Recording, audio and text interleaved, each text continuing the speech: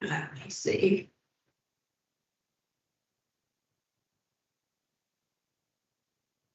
Is that good?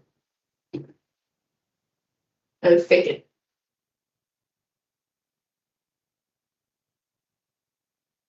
What do you mean?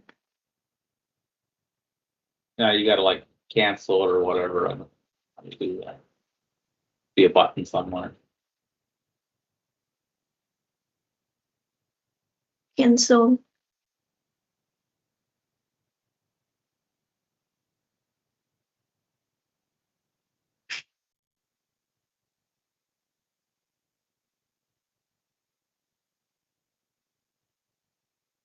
My.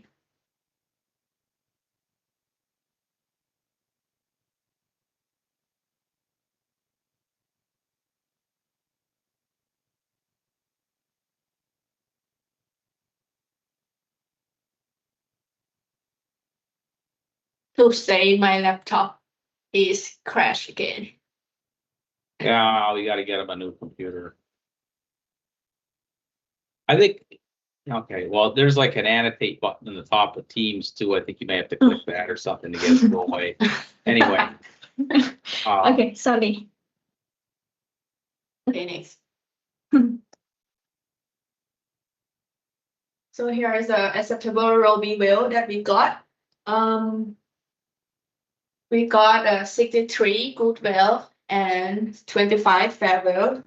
The good whale show the most consistent Roby quality, while the fair whales have a minor quality issue, but it's remain acceptable for interpretation.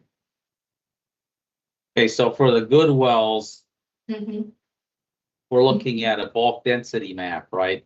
Yep. That you've got on there where the higher density. So 2.2 is pretty low. Like the lowest density that you should get in a good well. Right, if you go back to the previous slide. So if you look at that, okay. Let me do this again. 2 point. So really what, yeah, let me do this. So what you need to do is like a WTH or something, it would be useful to have a type log to show what the values are somewhere. It doesn't need to be on this slide, but somewhere. Okay. And then you can say like, okay, I got 2.5, right? Yeah. So what is that, right? Like the top end of that fringe is like 2.4 or something, okay? So when you make, yeah, try clicking the annotate button now on the very top of the Teams window, like where it says chat and pop out and all that stuff. You click on that little, go up more. Yeah. There you go. All right. Okay. So you want to go to the next slide. So what I would do here is I would change the scale from 2.4 to 2.6 so that we can see, you know, any of the wells that are below 2.4. That tells us that, you know, they're even though they're good or fair, like they're getting closer to the margin of having low values. And I'm sort of, I'd have to look at all of these, but I'm sort of skeptical that there's 63 that are good. That's a lot.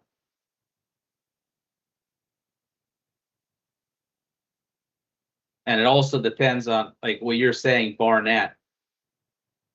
What is Barnett?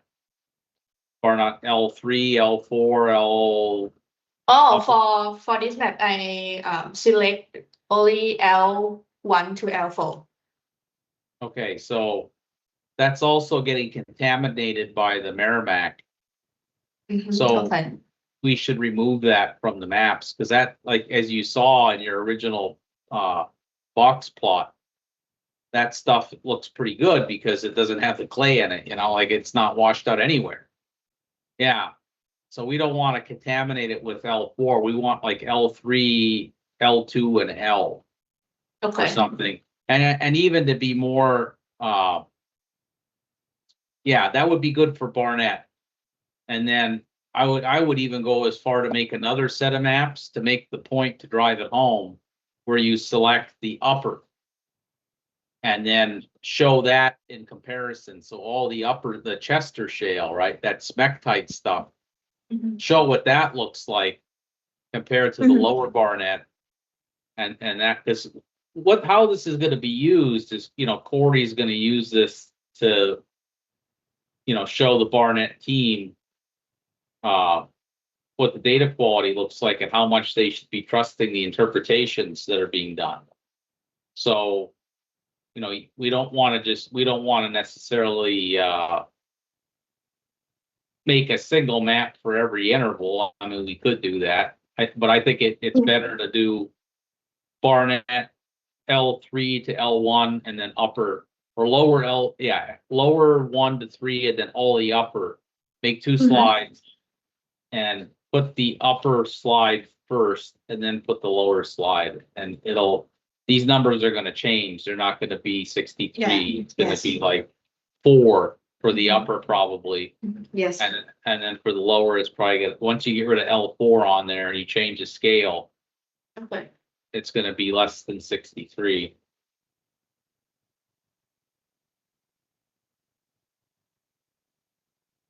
Yep.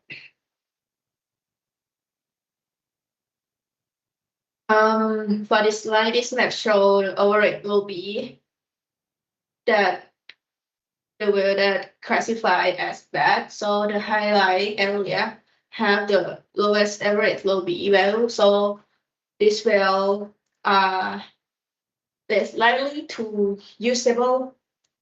Instead, we remove them. We reveal the well outside this area.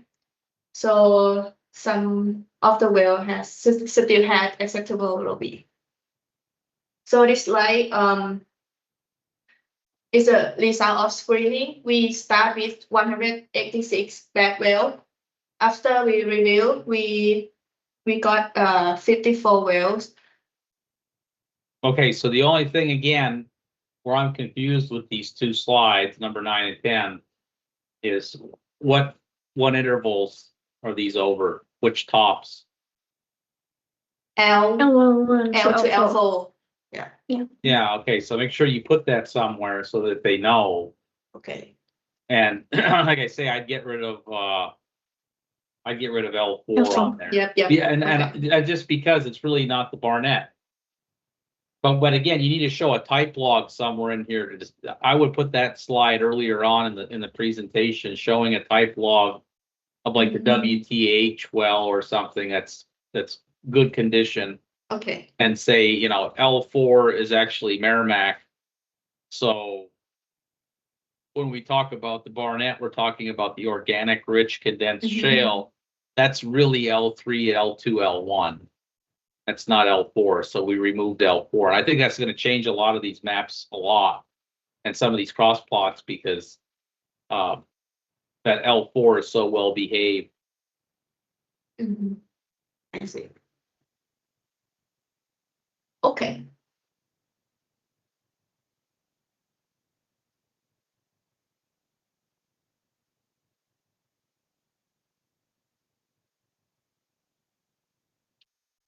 So this is the overall summary of the Blanford.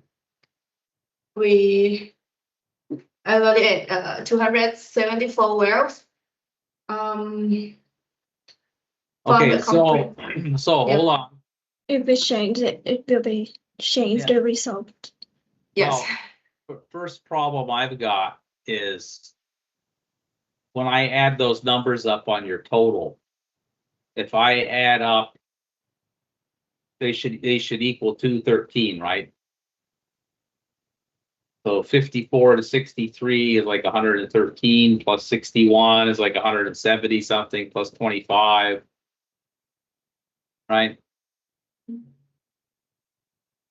61. Adds up. Got a calculator. Wait. Uh, Mm. uh, Oh shit. equals 203. Right? Oh, right. So you're missing 10 wells somewhere.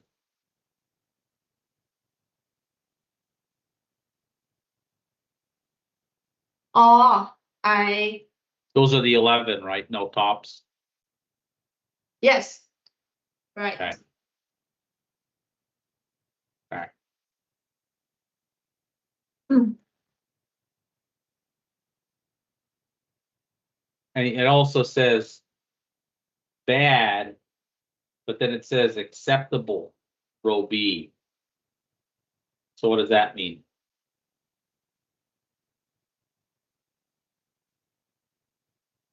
It's from page 9 and 10, right?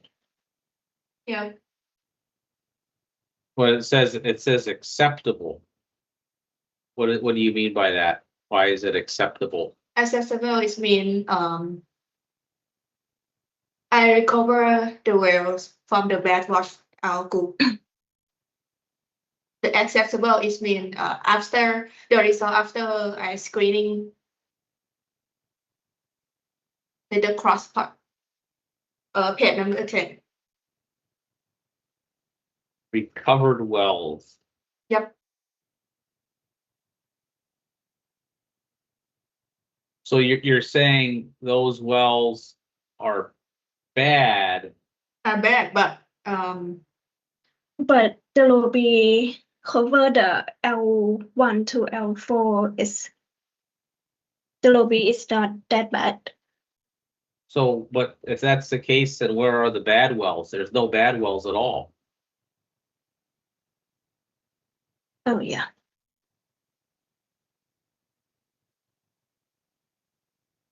Or maybe it should be bad wash out, right? But you put it. We should have three groups. Yeah. Eventually where you're gonna make an argument, you're gonna say, I've got wells that are good. And those are the wells that I can use for an interpretation, right? I'm gonna have wells that are fair, which now you're saying, well, maybe I could fix them. And I can fix them within reason. And then you're gonna have wells that are like bad, which means don't use them at all. because- okay. Or maybe we I just got it. use good and bad. Well, I don't. No. I don't mind having a fair column because that does tell you like, but you also have to define these things somewhere in the presentation. And that's how I would define them is you make a slide that says good wells, grab the data and go. You don't even need to edit, right? Like Yeah. there's no editing. You just grab the data and go. That would be the qualification that I would make for a good well. For a fair well, it means that like maybe the L3 is okay and the L2 has got a few washouts in it, but I could fix them. And the bad wells are gonna be like gone. The rock is ไม่เอา gone. ไม่เอาเลย Okay. Don't use it.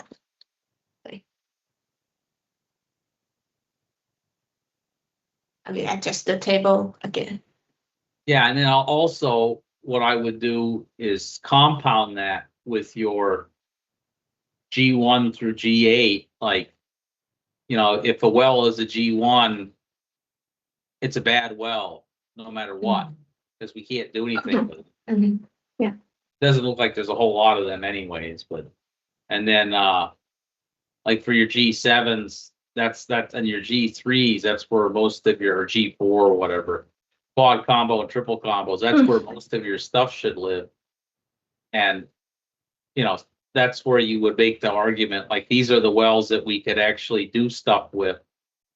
So the full inventory that we want to look at the end of this is gonna be how many wells can we do Yep. analysis with that we are confident about? That's like Yep. the end slide. How exactly, what is that number? Where are they at on the map? Because part of what's happening here internally at Diamondback is this Barnett team is running around, you know, doing stuff. And the whole point of this work that was requested by Corey is to check them. It's a fact checking exercise, right? Like, do they even have sufficient data to make the maps that they're making? And that's the question, right? So how many like real, when we say good, we mean no washouts, ready to go, nothing wrong with it. Like, those are the wells that you would put the highest confidence on for your mapping. And if there's only 10 of them or 20 of them and they're scattered all over the place, then the maps they're making are like pretty fucking interpolated, right? Because they're missing data points. Yep. So.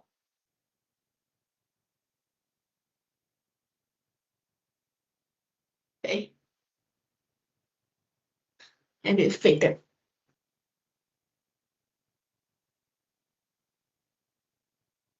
Yeah, just some minor tweaks and I think you got it. Yeah.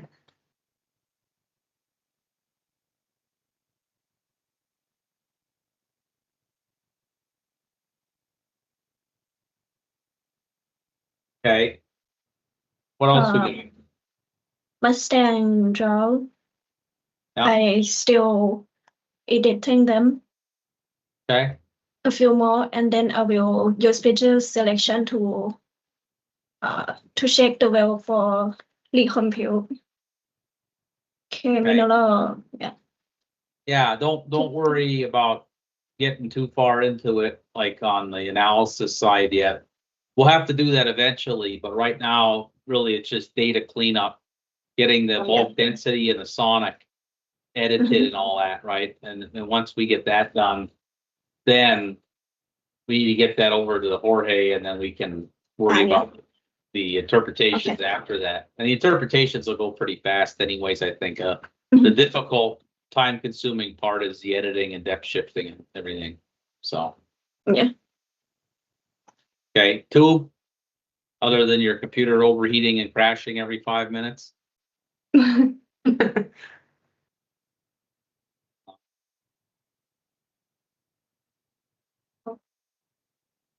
Okay, yeah, we'll try to get you figured out here quickly.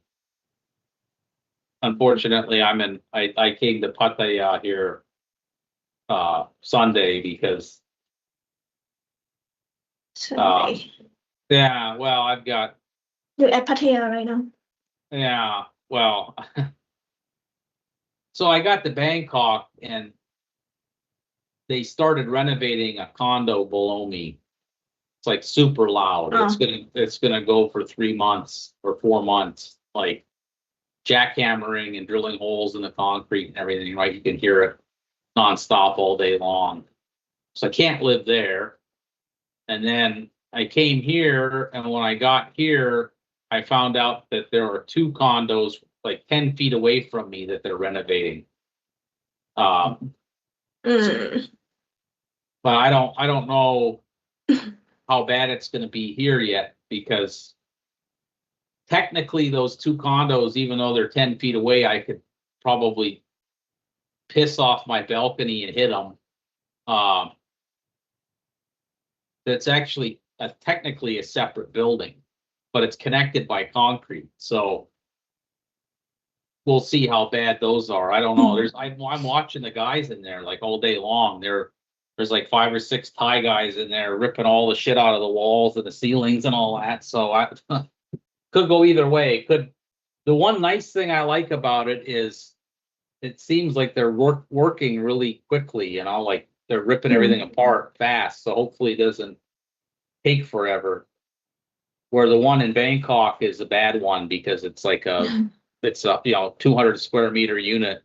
They're gonna fuck with that thing for. They said it's gonna go until December. So. Oh. Yeah, not good. Yeah, you need to move. Yeah, well, I'm looking into it, right? It's difficult.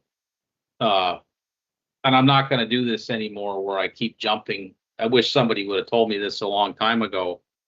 But obviously they didn't because the real estate agents don't get a commission, but they have service department buildings that a lot of the Japanese people use that work from home. And if you live in a service department building, it's owned by a company. You know, like, I don't know, pick a company, you know, whatever they're called around here, but they own all of the units and they rent them out mostly to people who are working, you know, either here on assignments or whatever, but the company pays for the units, but they're not owner controlled units. It's not like somebody comes in there and buys it and renovates it. It's impossible to renovate. You can't do that. So the only renovations that occur in buildings like that are run by the company that manages the building, and they'll renovate like all the units at once or something, you know, like and it's scheduled and you'll know about it. So it's impossible if I move into one of those buildings that somebody below me decides they're going to start drilling in the wall. They can't. They're not allowed. Yeah.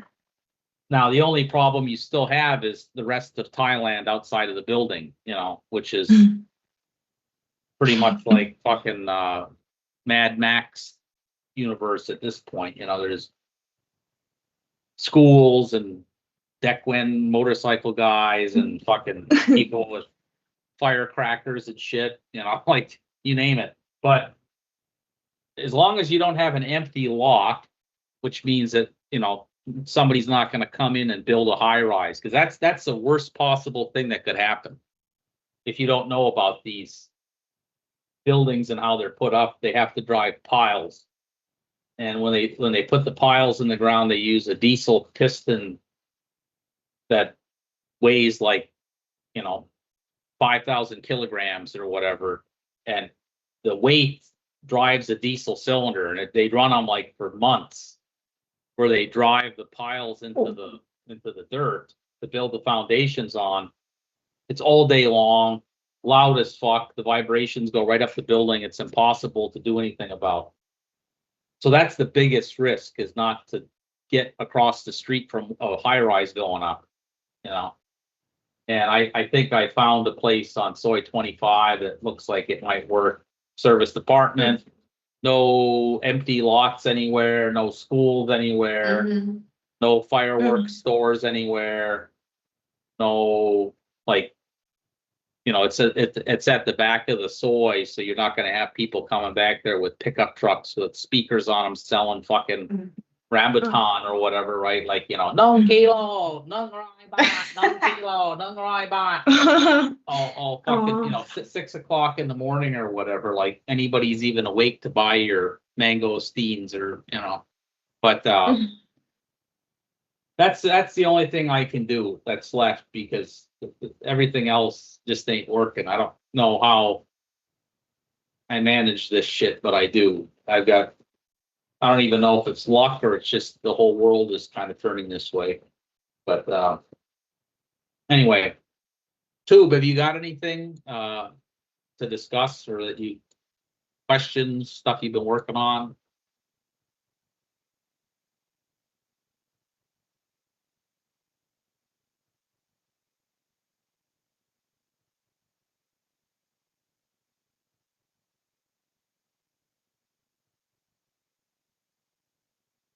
Yeah, let me share my screen real quick. So I'm working on this as well, and I'll push out another version of the program here if you want to play with it on top of what you're doing. But I figured it'd be nice to see what you come up with as a second opinion. But this is very much evolving. So what ended up happening was the 2 interns that are working for Calvin went and picked a bunch of stuff. And I don't want to say anything bad about them, but I don't know how good of the picks they made are. You know, like, we probably need to QC some of that stuff. And then maybe we need to pick our own as well to help supplement things. But like, I loaded it all in here, and this is what it looks like. So I've got, you know, these plots kind of showing the fining upwards, coarsening upwards, blocky, serrated, and symmetrical. And like, you know, the total number of picks that were made, the footage of the picks, the average footage. So you can see some of these classes too are pretty lean on training data. You know, we've got two of them that are really big, heavy hitters, the coarsening upwards and the blocky. And then actually not that many fining upwards, which I expected there to be more of. And then the serrated and the egg-shaped or symmetric ones, you know, really probably insufficient training data for a model like this. But we got to work with what we got to work with.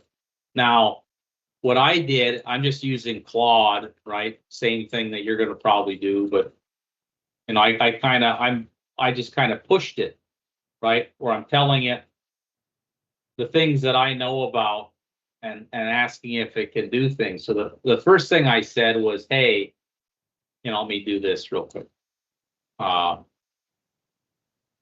Because I've done sort of similar exercises before there was AI.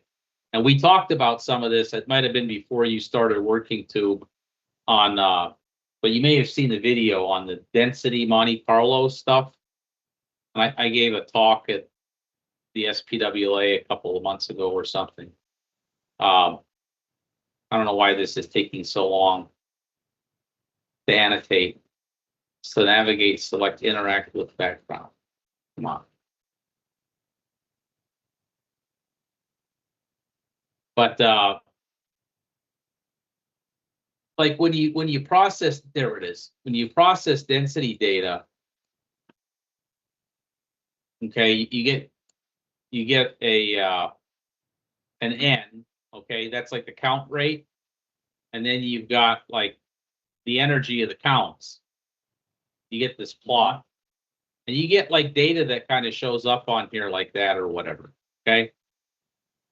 So what these guys do, Schlumberger, Slub, Baker, whatever, is they set like a cutoff. Okay, so this is your PE window, and then everything higher energy would be bulk density. They set a cutoff there like that, and then what they do is they fit like a polynomial to that data. And then what they do is they start to calculate attributes of the polynomials. So they say, okay, what's the centroid of it? What's the middle of it? Where the apex is, right? Like, where is that at in energy space? Is it over that way or is it over that way? And then they look at, you know, the number of counts on it. They kind of look at the shape or the slope, you know, the fit of the polynomial. Like, does it look like that or does it look like that? Okay. And they use these things to figure out PE. Well, for us, you think about what we're trying to do with this motif thing.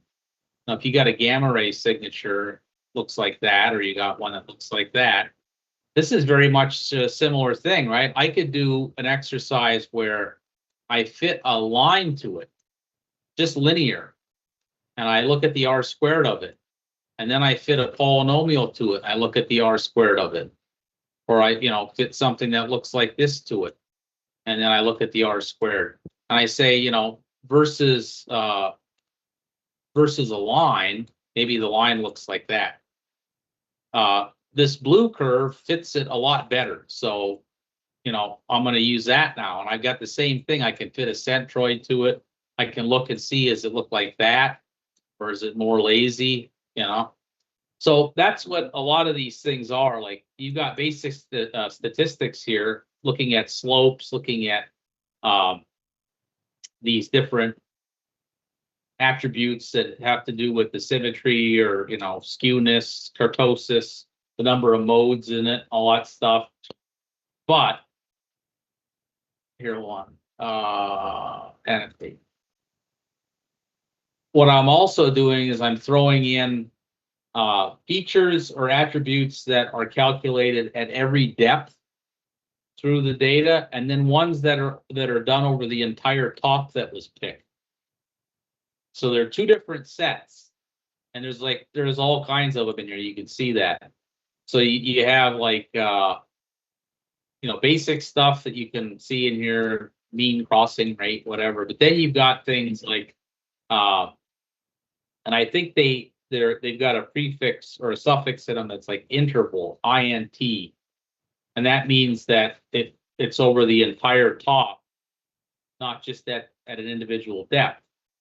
So this is done in 2 stages. The first thing is that you're fitting the raw data at every log depth to a model to see if there's a common sort of non-autocorrelation between the data inside of the top. And then when you do that, you get, like in the program here, you get this metrics thing. Okay, so you got this initial sort of per class fit. So this is just like using all these different attributes on a per depth basis. You get this F1 of like 0.67, 0.5, whatever. Then after that's done, you do a second pass using interval rescoring. So I got it here, stage 2, right? It's doing this based off of the attributes that are calculated over the entire top, not just by depth. So these ones got the INT in them, right? So like they're, same calculation, just different. And like these quad gain, the AI named all these things. I didn't do it, but they're in there. You can read about them to figure out which is which. But the whole point is these things have to do with fitting a quadratic to it versus fitting a linear one to it, and kind of looking at how well those things fit for each one. And then it runs a second pass of AutoML through Microsoft's MLNet library with the multi-class classification bit to improve the model. So now you're seeing, like, I went from a 0.65 for finding upward to a 0.8 F1. And that significantly improved it. So there's still issues here where, like on the holdout, test versus train, it's really overfit. Like you could see what's happening there. And that's what decision trees tend to do, right? And we can fuck with the parameters and stuff here. This is set up so you can reuse the attribute cache. Like once it builds it once, you can reuse it so you don't have to waste time. And you can tweak with some of the parameters here, because with the trees, right, depending on the number of leaves and the amount of data you have per leaf, you can force the tree to stop overfitting a little bit, and so that's the goal, is to kind of like to look at these confusion matrices and look at some of these metrics and see if we can get a model, or see if we can figure out which attributes to use and stuff that are going to make a meaningful model. The other thing is that if you look at the bottom of this, so I have to, I've got a project here, I can share it with you as well, but the problem is, like when Diamondback gave us this data, the interns just dumped everything from their Petra project or Kingdom project. And none of these curves have any sort of mnemonic corrections. So I ran, this batch curve mapper thing in here where, we went through all at that load while it's going, but tried to rename some of these so that we could figure out which wells have neutron, which wells have gamma ray. Like this well, for example, clearly has neutron, a couple different ones, but it got missed in the renaming. But the way I did it is the model is, it's programmed up so that there's no penalty if you're missing data. So like if you go through here and we fix this all so that we find all the neutron curves and rename them so we can use them, then if the neutron's present, it uses it as a second feature. And then it calculates, like you can see here in some of these things that came out. I think it's on this other, this one. Like the top features Like it computes these attributes for every curve.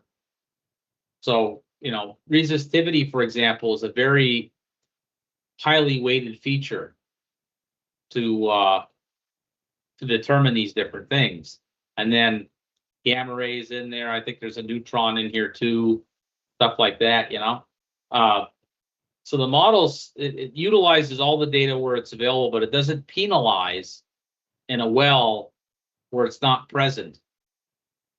So you can still run the model and run predictions with the other ones missing, which is interesting. But we gotta fix this in the project so that we get more resistivity neutrons. We also need more picks. We just don't have enough here. You know, like this finding upwards, those are so easy to find. I mean, shit, look, I'll just open up a well. Like we'll just pop one of these things. And you know, there's all kinds of different, what they picked one pick in this whole well. And I would say if I was gonna, I don't even know if I don't even have it in here. I didn't load the tops, but I would guess this is like the Dean or something. You know, they didn't go through everything. They didn't go through the Glorietta or something like that, where you have a massively bedded siliclastic system where it'd be easy to find a finding upward sequence. They just picked it in the Dean and the Joe Mill only, if they saw it. You know, and it's probably not appropriate to just pick something like, I mean, I wish this was faster. So damn slow. Oh, it's not appropriate to probably pick something like that, because that has nothing to do with a finding upward sequence, right? It just, it looks like it, but it ain't. So I'm hesitant just to go through here and start picking things like this and saying, well, that's what's happening there, that's what's happening there. You know, this here is a coarsening upward sequence or something, like, you know, and then I got that, or maybe this is my egg.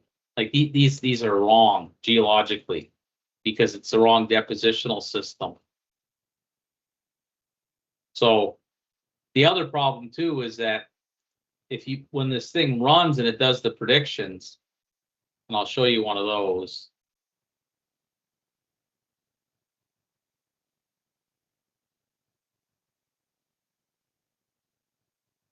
I think maybe the well didn't get saved. Let's run it again. But the problem with those is that it runs over the whole well. So it doesn't know. Like, where's the Dean at? Where's the Joe Mill at? Where's the Glorietta? Where are the intervals where I should trust the predictions? Doesn't have that. So you get garbage in there, you know, like it's, nah, here you're gonna see it. See, like it just picks shit everywhere, you know. And some of these things, like even the shape of it, that's blocky cylindrical, you know, like that. I don't agree with that. Finding upward sequence, I don't necessarily really agree with that either, the way that it was picked. But it's because it's in the wrong zone. So what we have to do is we have to look at the tops at some point when we get this put together and find the intervals like the Dean or the Joe Mill, and then only pay attention to the picks in those intervals.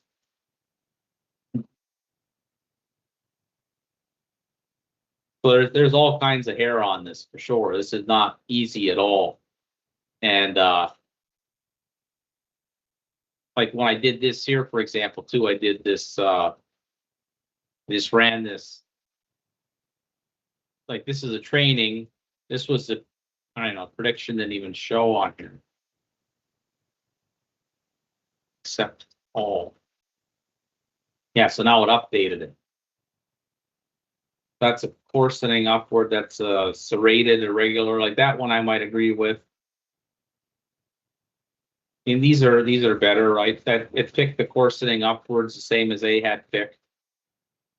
So, you know, maybe it ain't bad. supposed to show something there. I don't know why it's not. Got zeros in there for all of it. But I can export this project so that you can open it and play around with it. And get the data out of it as well. So like, once you build something in here, like you're kind of stuck with whatever I put in as attributes at the moment. But you can hit this export data button. And that's that CSV file that I sent you. And you can also create this report. So if I do the export report, then it'll pull open a web page with this thing on it. But you know, and I can send you a copy of this or something too as a benchmark. But whatever work you do, you know, with the limited amount of data that we have right here, I mean, it's not a lot. You know, we kind of need to almost make an assessment of what can we do with that. You know, and if the answer is this is the best that we could do at the moment, if you want to push it any further, we need more data, we need more picks. And that's when we buy P&P, like a couple of cases of MY HOSIP, and they just go and pick. Ah,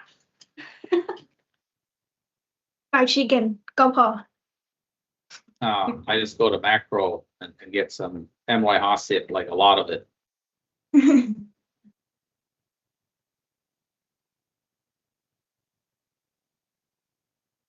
So that's the log motif thing, and Corey seems to think this is a pretty high priority for whatever reason. So we'll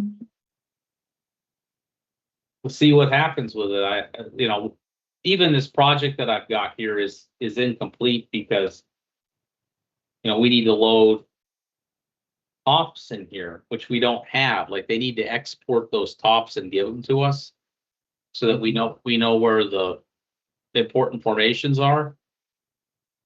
And then we need to look at the picks in those formations versus just everywhere in the well. Because we know, like, if this is a Dean, this is the Wolfcamp A down here. And what's the difference between this and this? It's just going from carbonate to shale.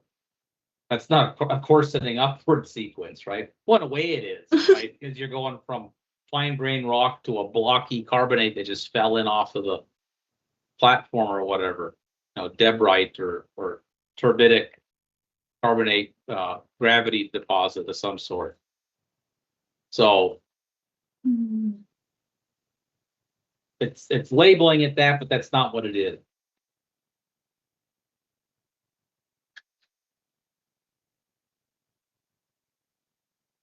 The other stuff I got in here too, so if you're curious, like there's the somewhere in here.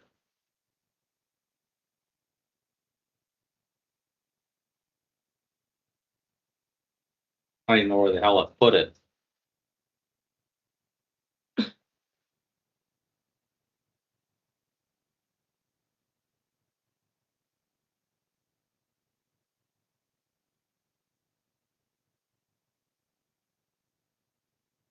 Maybe it went missing. I don't even know. I had it in here at one point. The bit size thing should be in here somewhere.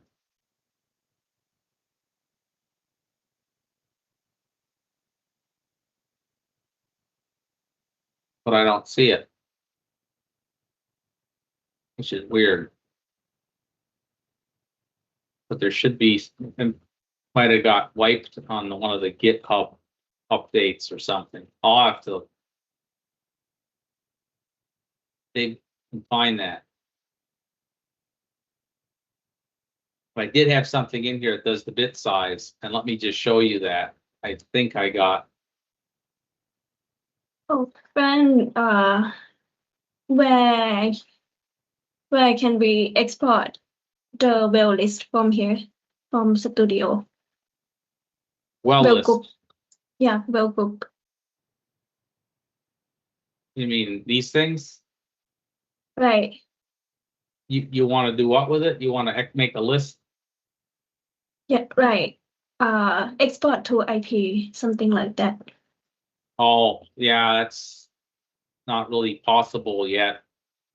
Oh yeah. I could try to make it, but what you can do, I think, like if you'd have to do API number. And then you'd have to figure out which wells an IP or, Yeah. Okay. Export API number, right? yeah, you have to put it into Excel. Or Mhm. Tube can help you do it with Python probably, right? Make you Mhm. like a cross-referencing program that says, here's a list of all the wells and IP with the database numbers and the APIs, and here's all the APIs from here. And then Mhm. you cross-reference them, find the wells, an IP, and then you make a well. All the well lists are, if you look at them, I'll show you. Like if you go to one of these projects, let's pick one of these. So if you just look at these files, just open it up. Oh yeah, I know that. But All it needs to be is just the database numbers. With you need to have this header line. If it doesn't have the header line, it'll puke. But you don't need it to say well name, API, all that bullshit. You just need one column. Don't even need commas or nothing. Just one column with the well numbers, and then it'll load it. So the Python script just has to make this. So from here, like, I'm trying to think of an easy way to do this. You could, I don't know if this module, I'm still trying to figure out what the hell happened to my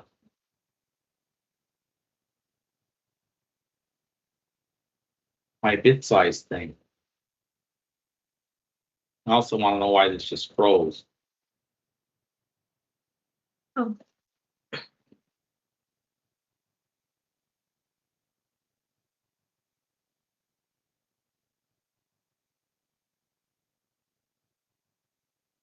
Anyway, you close that thing. So what you could do, one of these has got some export features in it. I don't know what's causing this to freeze. Everything is frozen on my computer right now.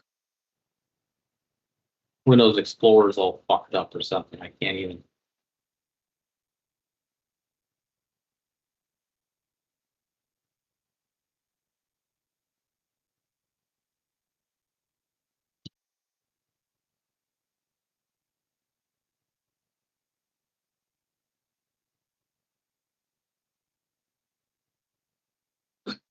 Okay, there we go. It's all better now. So you could pick a group here, for example.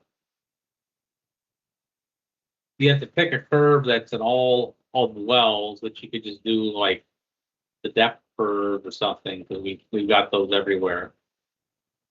And then hit analyze.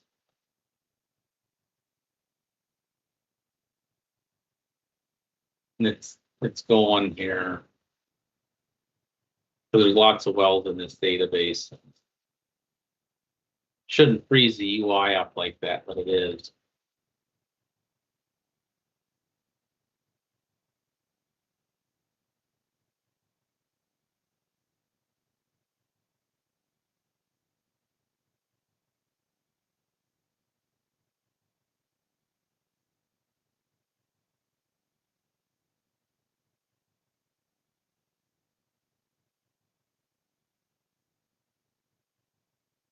And what's going on here with my computer? Something's causing it to freeze.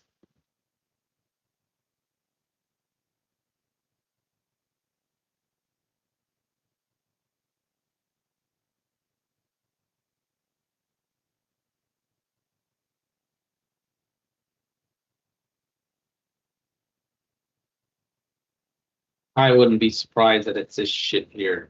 Fucking anti-malware. You can't even kill the damn thing. Defender, that's stock. access is denied. In my own computer, I own this computer. It won't let me stop it.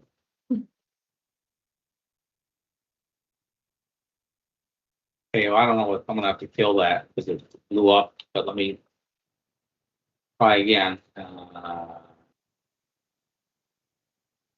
So if you come in here to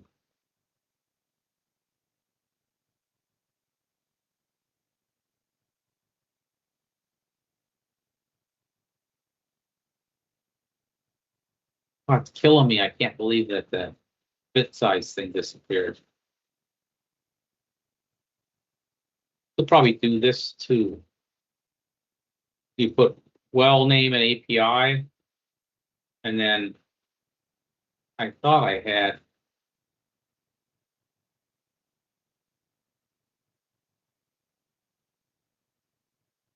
Doesn't let you do it by curve set or by curve group or grouping. You have to do this thing here. So yeah, you do that. I'll do a smaller one. The neutron only. Pick a curve that you've got in all the wells like that. Analyze, go through all of, see, it didn't freeze this time. I don't know what happened. And then you can export a CSV file. Mhm. So you save that. Mm. And then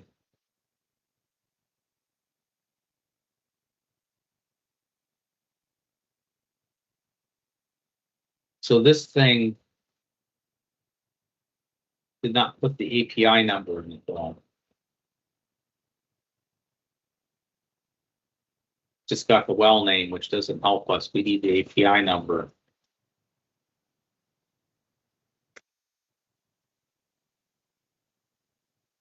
That ain't gonna work.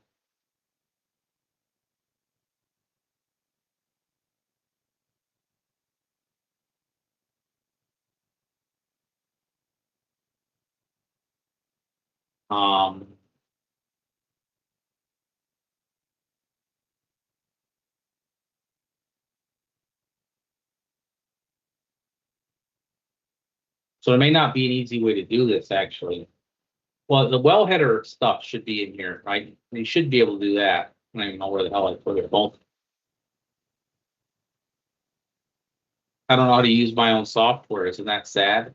Mhm.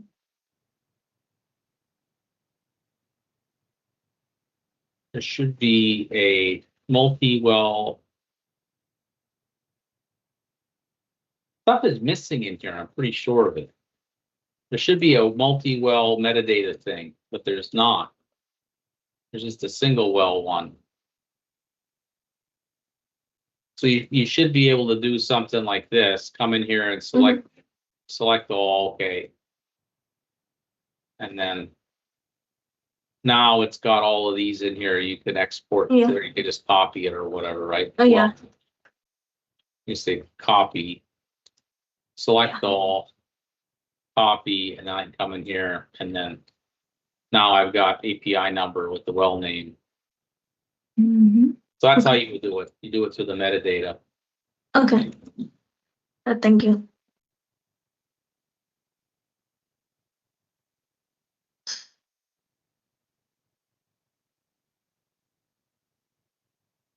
What happened to my bit size thing?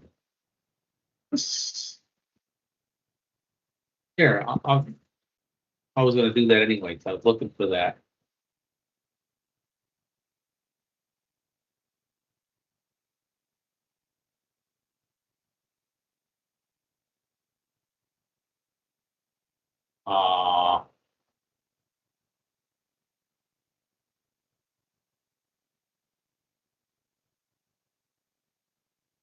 There it is.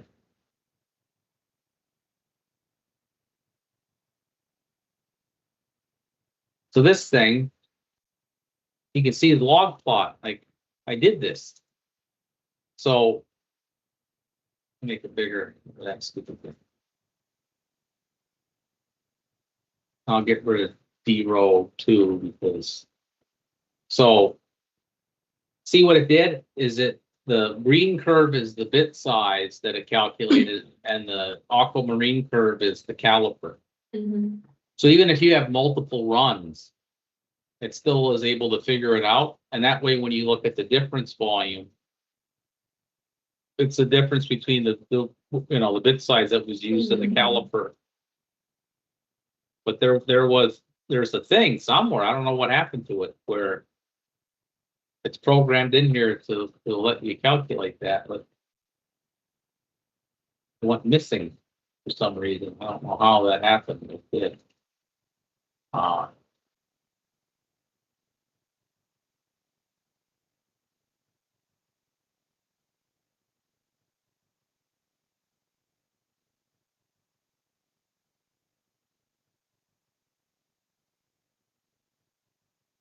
Must have got wiped on an update at some point.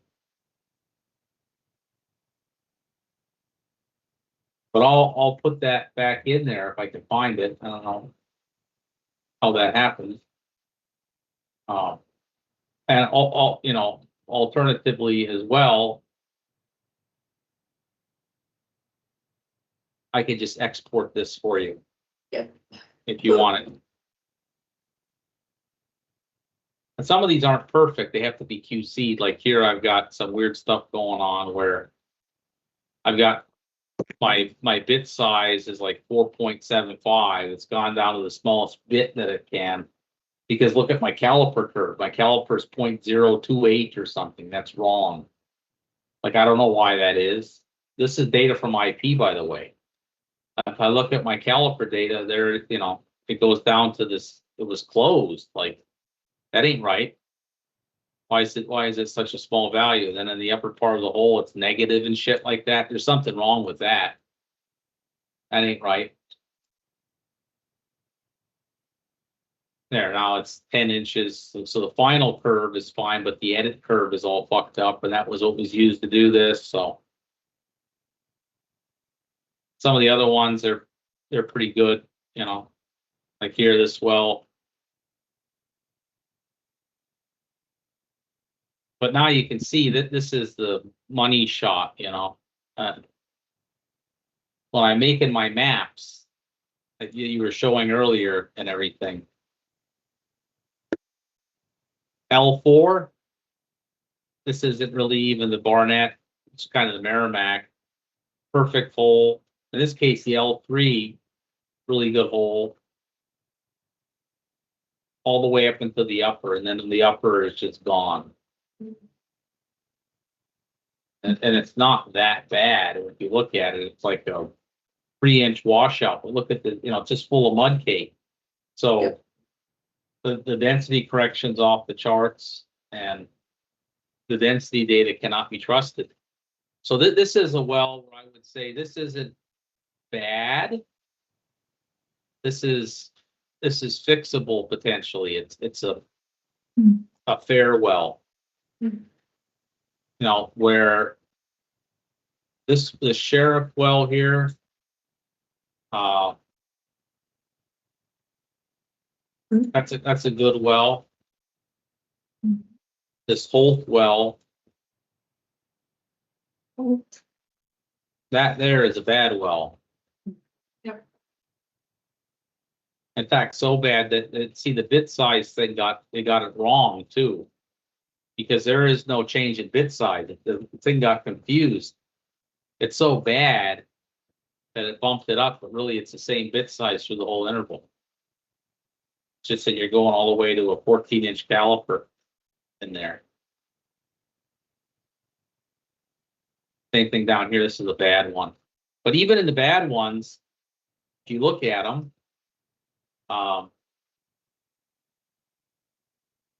L4, look at where the washout's in. Yeah, L4 is fine. Because that's the Merrimack. L3 is the actual Barnett, lower Barnett organic. And then these things are just whatever sequence events that they're picking or something. But if you put, let's see if this well's got it. Does not. But if you had spectral gamma ray, you're going to see, I think, where these washouts are happening, that's where you've got the smectite coming in.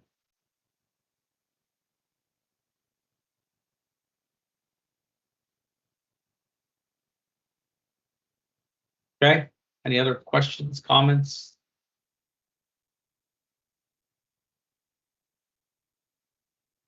No. That's it.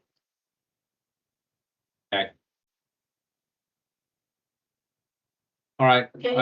I will check in with you guys tomorrow, I guess. We've got a couple other things going on here, but hopefully we'll see what happens. I think. Yep.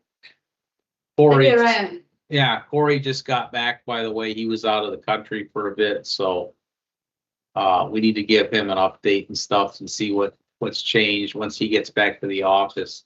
A lot of people were out for the 4th of July holiday, Oh, summer vacation type stuff. Yep. And they've got asset reviews going on as well, so things are moving kind of slowly right now. So, okay. all right. Finish up this Okay. Barnett stuff and then we'll move on to the next thing. Yeah. All right, bye-bye. Bye bye. All right. Bye bye.